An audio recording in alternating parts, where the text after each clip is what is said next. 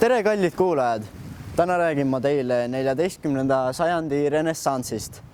Renessanss on vaimuliikumine, mis sai alguse 14. kuni 16. sajandi Lääne-Euroopast.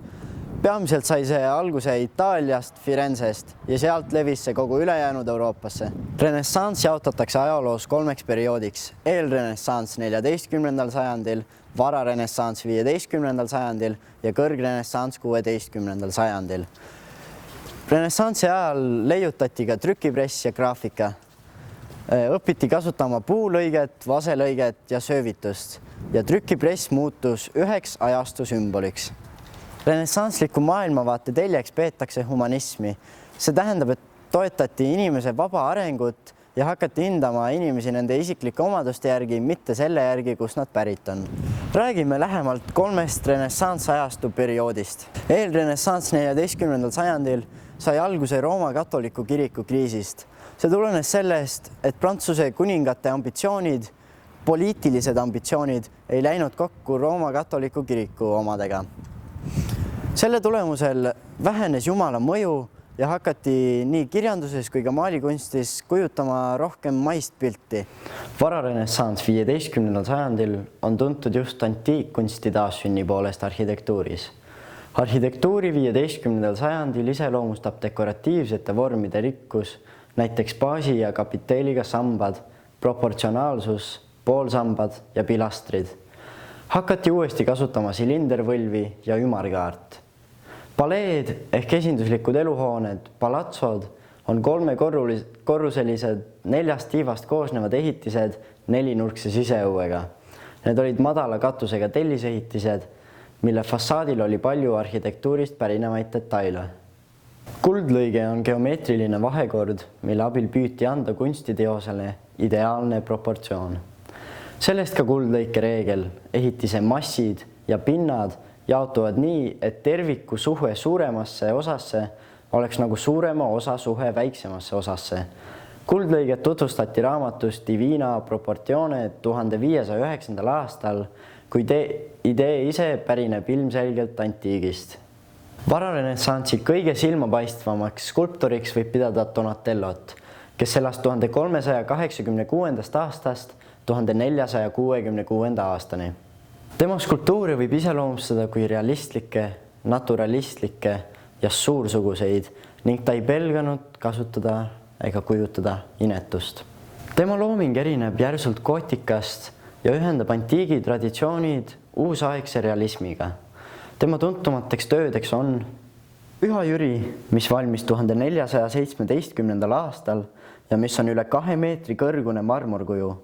Sellel on uhke ja kindel poos ning kuju paigutati ühe kiriku seinas olevasse ümarkaarelisse niši. Teiseks skulptuuriks on Taavet.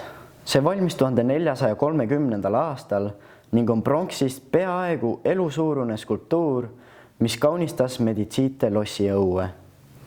Eeskuju oli võetud antiigist, kui antiiksed elemendid omanäoliselt ümber töötatud.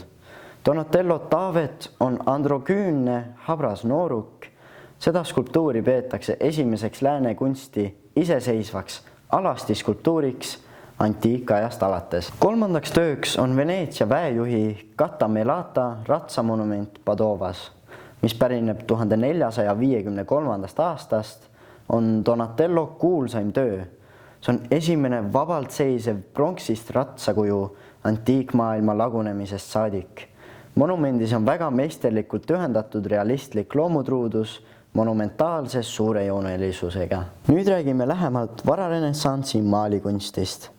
Maalikunstis 15. sajandil õpiti anatoomiliselt õigesti inimest kujutama, edasi andma keha vorme, kõikvõimalikke liigutusi ja näoilmeid. Tänu sellele tekkis ka vajadus kujutada inimese ümbrust, õpiti kujutama ka kõike muud tema ümber, näiteks hooneid, loomi, ilmastikku ja kõike veel. Töötati välja perspektiiviõpetus ja maaliti tihti matemaatiliste reeglite järgi. Üheks kõige suuremaks ja silmapaistvamaks vararenessansi aegseks kunstnikuks oli Sandro Botticelli. Ta oli esimene kunstnik, kes hakkas võtma oma teoste tegelasi antiikmütoloogiast. Botticelli kuulsaimaks teoseks on Veenuse sünd ning Primavera. Botticelli paistis silma oma väga omapärase maalimislaadiga. Ei hoolinud ruumilisest sügavusest ning kõikidel ta teostel esinevatel kujutistel on selged piirjooned. Piltidel kujutatavad kehad ei toeta ühelegi kindlale pinnale, vaid näivad justkui õhus hõljuvat. Kõrgrenessanss sai alguse 15. sajandil trükipressi leiutamisega ja kestis umbes 30 aastat. Peamisteks linnadeks olid Firenze ja Rooma. Sellel ajal toimus suur teaduste areng, sest inimesed said oma uusi ideid ja leiutusi suurtele rahvamassidele tutvustada ja kirik ei suutnud neid piisavalt takistada. Kiiresti arenes ka maalikunst ja arhitektuur, mis olid sellel ajal eriti suursugused. Kõrgrenessansi ajal toimus ka usureformatsioon, mille eestvedajaks kujunes Martin Luther ja see aitas kiriku võimu ühiskonna üle vähendada, tänu millele said teadvused hakata kiiremini arenema. Leonardo da Vinci sündis 15. sajandil Vinces, Firenze piirkonnas Itaalias. Teda peetakse renessansi kõige mitmekülgsemaks geeniuseks. Kõige tuntum on ta maailmakunstnikuna ja leiutajana. Leonardo sai tellimuse maalida Kabeli refektooriumi tagumisele seinale oma üks kõige kuulsamaid maale. Ta maalis püha õhtusöömaaega, mida on paljud kunstnikud teinud, kuid Vinci lähenes maalile omamoodi. Ta maalis seda 4 aastat.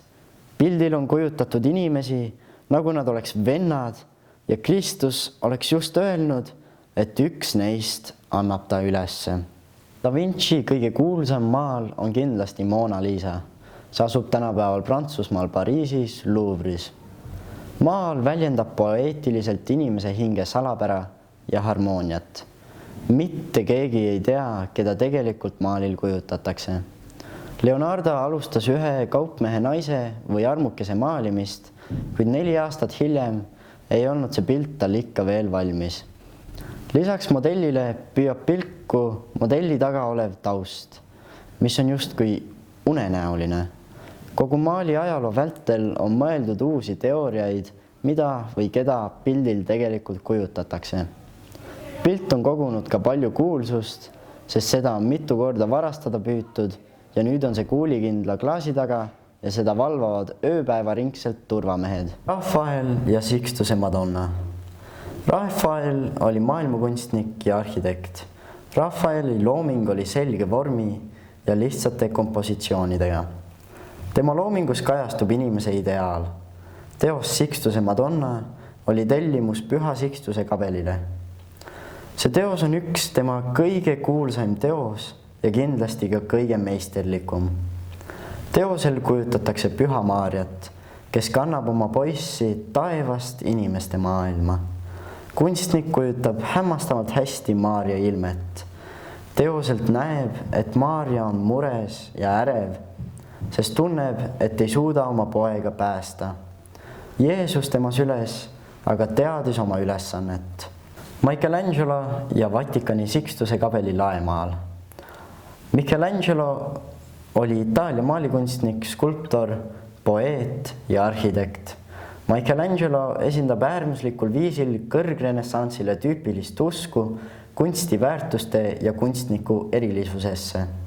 Ta sai tellimuse kaunistada Vatikani Sixtuse Kabeli lagi freskodega. Maalingute motiivid võttis ta piiblist. Lage katavad täiuslikud inimkehad, kuid nende poosid on vägivaldsed ja kohati ka võimatud. Paljude stseenide seast kõige erilisem on Aadama loomine, sest seal ta loobus tavalisest Kristuse kujutamisviisist. Tänan kuulamast ja loodan, et saite palju uut ja huvitavat teada renessansajastu kohta.